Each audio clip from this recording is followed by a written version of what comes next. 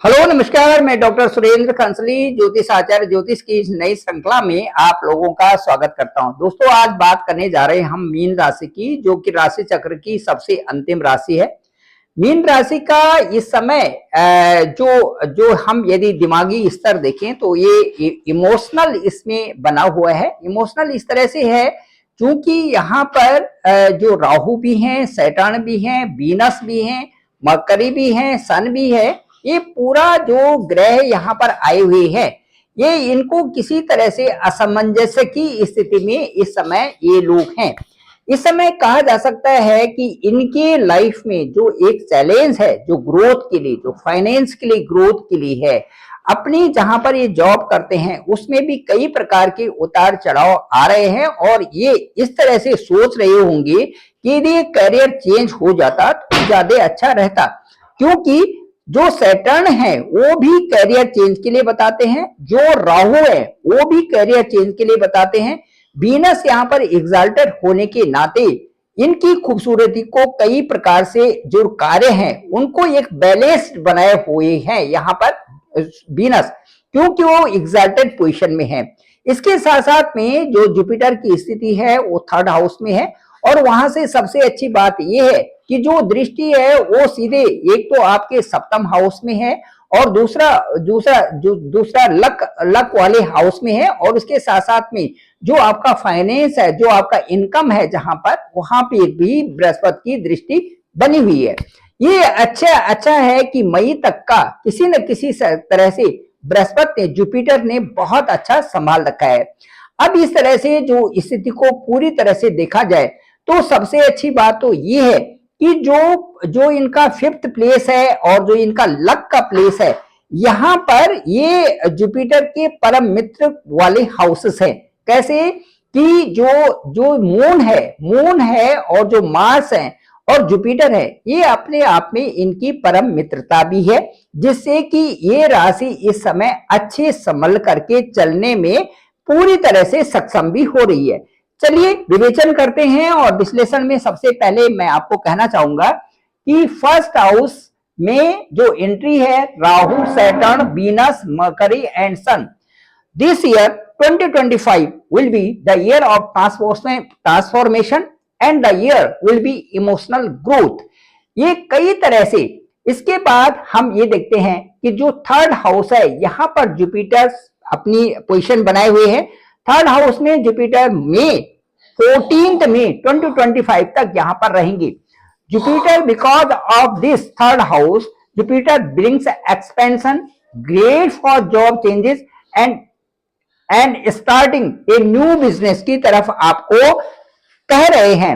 इसके साथ साथ में सैटर्न का जो यहां पर थर्ड हाउस की तरफ जो होगा और जो इस तरह से एक इंट्यूशन होगा, वो यहां पर may cause delays requiring patience and persistence. यहां पर जो सैटर्न का होगा ये कहीं ना कहीं कुछ न कुछ डिले का यहां पर दिखा रही है, क्योंकि सैटर्न यदि फर्स्ट हाउस में होते हैं, राहु यदि फर्स्ट हाउस में होते हैं, तो कहीं ना कहीं डिले जरूर दिखाते हैं कार्यों में, और उसमें एक स्लो कार्यों में आ जाता है। इसके साथ साथ में आपको जो पेशेंस है वो यहाँ पर बहुत ज्यादा रिक्वायरमेंट होगा।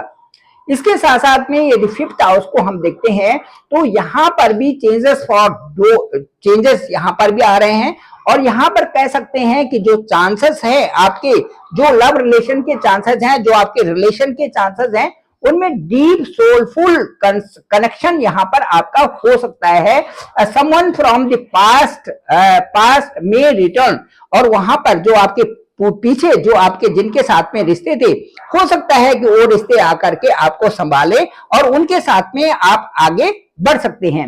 इसके साथ साथ में जो सिक्स्थ प्लेस है यहाँ पर आपके लिए, जो सिक्स्थ प्लेस है यहाँ पर आपको prioritise self care, avoid overthinking, focus on holistic healings and balanced habits.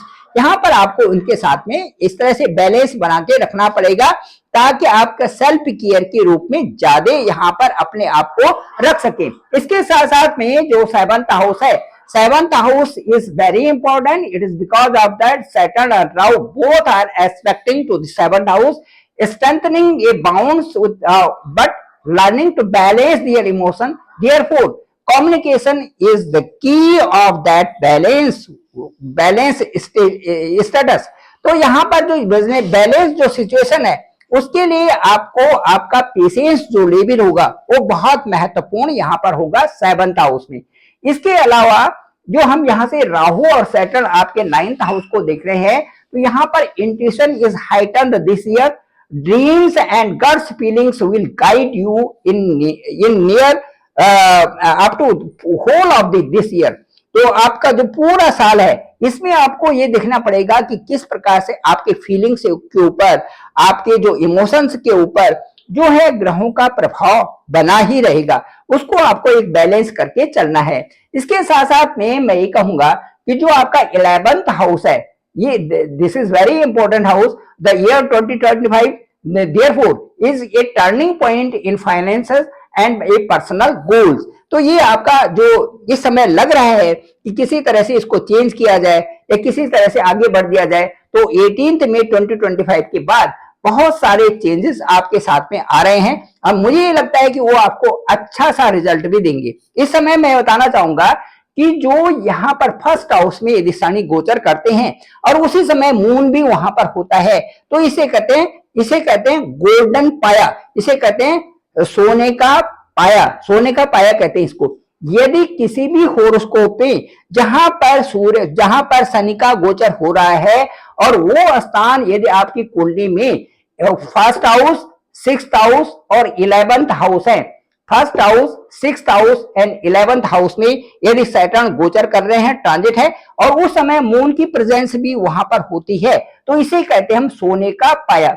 तो सोने का पाया का मतलब एक समृद्धि बनाना। जैसे चांदी के पाया में भावनात्मक रूप से आपका बहुत अच्छी स्थिति हो जाती है, भावनात्मक रूप से एक आप जागृत हो जाते हैं, जिससे कि आपकी प्रसिद्धि भी होती है और आपके पास धन दौलत भी आता है। उसी तरह से सोने का पाया का मतलब ये है कि आपका एक समृद्धशाली बनते हैं। यदि 1st हाउस में सैटर्न का ट्रांजिट हो रहा है, उसी समय मून साइन भी वहां पर मौजूद होते हैं, तो उस समय यहाँ पर गोल्डन पाया बनता है। 1st हाउस, 6th हाउस और 11th हाउस में यदि सैटर्न का गोचर होता है और वहां पर उस समय चंद्रमा भी होते हैं, तो इसे गोल्डन पाया या सोने का पाया कहा जाता है। ये कई तरह से समृद्धि लाता है लाइफ में। और लाइफ में मैं ये कह रहा हूं कि जो मीन साइन वाले हैं, जो पाइसेस वाले हैं, ये जो ईयर है 2025 इनके लिए बहुत अच्छी प्रोग्रेस लाएगा। Thank you very much. मैं डॉक्टर सुरेंद्र खंसली, ज्योतिष आचार्य। डिस्क्रिप्शन पे मेरा नंबर है 9868280191। आप डायरेक्ट मुझे कॉल कर सकते हैं। आपके असेंडेंट को देखेंगे, आपके भाग्येश को देखेंगे और आपका सारी कुंडली का विश्लेषण करके ओवरफोन आपसे बात करेंगे। मुझे लगता है कि मेरा जो अनुभव होगा मैं जरूर आपसे शेयर करूंगा और वो अच्छा भी आपको लगेगा। आप सभी लोगों का धन्यवाद, आप सभी लोगों का आभार। इस चैनल को आप सब्सक्राइब करें, सभी लोगों तक भेज दें ताकि सबको इसकी जानकारी हो सके।